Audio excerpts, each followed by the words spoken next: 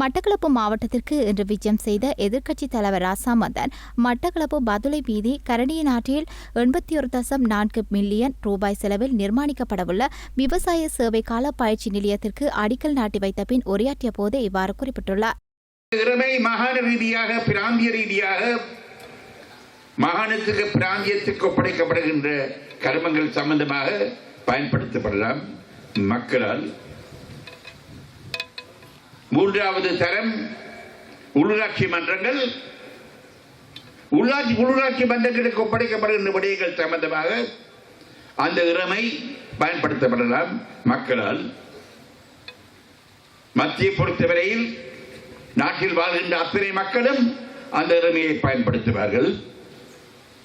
மாகாணத்தை பொறுத்தவரையில், பிராந்தியத்தை பொறுத்தவரையில் அந்த மாகாணத்தில் அந்த பிராந்தியத்தில் வாழ்கின்ற மக்கள் அந்த இறமையை பயன்படுத்துவார்கள்.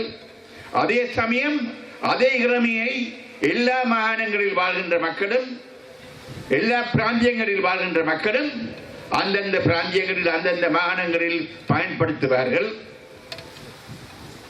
அதே சமயம் அந்த இறமையை உள்ளூராட்சி மன்றங்களில் நாட்டில் உள்ள பூர்வமாக எல்லா உள்ளூராட்சி மன்றங்களிலும் அந்தந்த உள்ளூராட்சி மன்றங்களில் வாழ்கின்ற மக்கள் ஜனநாயக ரீதியாக பயன்படுத்துவார்கள்.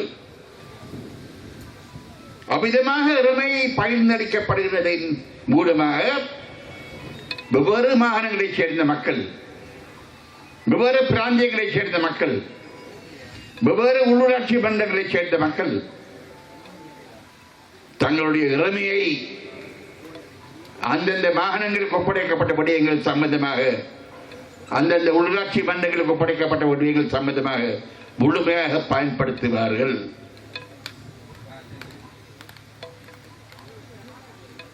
சொற்பிரயோகத்தில் எதுவும் தங்கியிருக்கவில்லை. பெடரல் என்று பேசுவார்கள், யூனிட்டரி என்று பேசுவார்கள், சமஷ்டி ஒற்றையாட்சி என்றெல்லாம் பேசுவார்கள். இது ஒன்றும் தங்கியிருக்கவில்லை.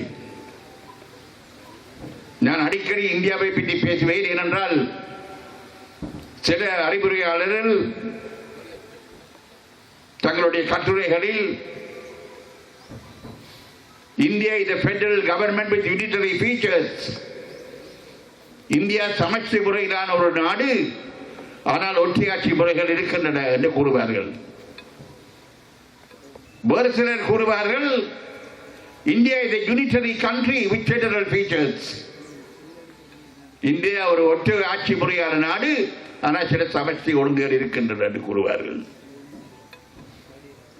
அதனுடையால் சொற்பிரயோகத்தில் எதுவும் தங்கியிருக்கவில்லை, உள்ளடக்கத்தில் தான் தங்கியிருக்கின்றது.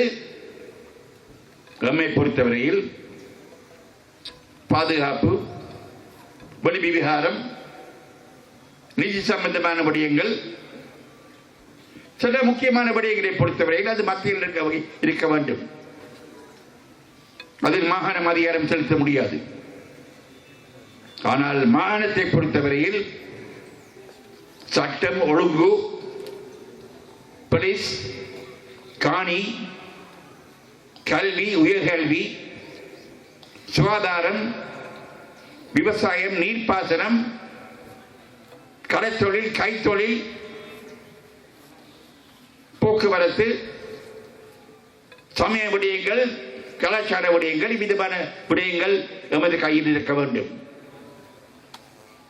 அவ்விதமான ஒரு தீர்வை தான் நாங்கள் பெறுவதற்கு தெரிவிக்கின்றோம். அவ்விதமான ஒரு தீர்வை நாங்கள் பெறும் பட்சத்தில், உதாரணமாக விவசாயம் ஏறத்தாழ முழுமையாக மாகாண அதிகாரத்துக்குள் வரும். தமிழ் பேசும் மக்களின் உரிமைகளுக்காக போராடுவோம் என குறிப்பிட்ட ராசா மதன், அநீதி இழைப்பதற்கு ஒருபோதும் அனுமதிக்க மாட்டோம் என்றும், அநீதிகளால் கூடுதலாக பாதிக்கப்பட்டவர்கள் தமிழர்களே என்றும் சுட்டிக்காட்டியுள்ளார். தமிழர்களோ முஸ்லிம்களோ இனங்களை ஏமாற்றி வடக்கு கிழக்கில் வாழ முடியாது என குறிப்பிட்ட அவர், தமிழ் பேசும் மக்கள் ஒன்றாக இணைந்து எமது உரிமைகளை பெற முயற்சி செய்ய வேண்டும் என்றும் அவர் வலியுறுத்தியுள்ளார். எவரும் எவரையும் ஏமாற்ற முடியாது. நான் நமது முதலமைச்சர் அவர்களுக்கு நன்றி கூற விரும்புகின்றேன். அவர் தமிழ் மக்களும் முஸ்லிம் மக்களும் ஒருமித்து ஒற்றுமையாக செயல்பட வேண்டும் என்று கூறினார். நாங்கள் எவரும் எவரையும் ஏமாற்ற முடியாது. தமிழர்கள் முஸ்லிம்களை ஏமாற்றி கிழக்கு மாநிலத்தில் வாழ முடியாது, வடகிழக்கில் வாழ முடியாது. முஸ்லிம்கள் தமிழ் மக்களை ஏமாற்றி கிழக்கு மாநிலத்திலும் வாழ முடியாது, வடகிழக்கிலும் வாழ முடியாது. நாங்கள் தமிழ் பேசும் மக்கள் ஒன்றாக இணைந்து நமது உரிமைகளை பெறுவதற்கு மற்றவர்களுடைய உரிமைகளை மதித்து அந்த மதிப்பின் அடிப்படையில் அவர்களுக்கு கொடுக்க வேண்டிய உரிமைகளை கொடுத்து என்னென்ன செய்ய வேண்டும் அதை நாங்கள் செய்து நமது மக்கள் மத்தியில் உள்ள கசப்பான உணர்வுகளை நாங்கள் அகற்றி மக்களை ஒற்றுமைப்படுத்தி மக்களை ஒருமைப்படுத்தி மக்களுக்கு வழிகாட்ட வேண்டியது தலைவர்களுடைய கடமை. பிரபலியத்துக்காக நாங்கள் எங்களுடைய இனத்துக்காக நாங்கள் பேச முடியாது. எங்களுடைய உணர்ச்சிக்காக நாங்கள் போராடுவோம், உரிமைகளுக்காக நாங்கள் போராடுவோம்.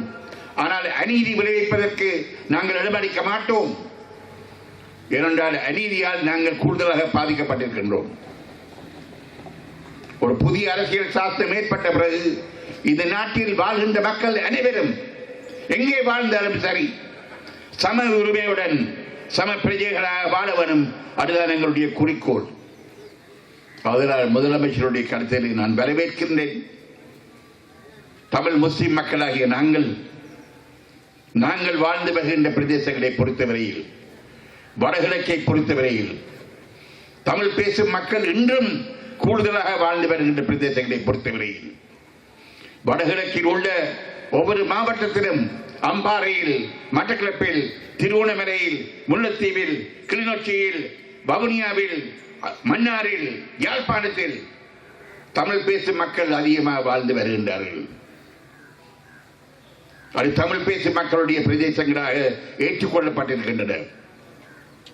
பண்டாரநாயக்க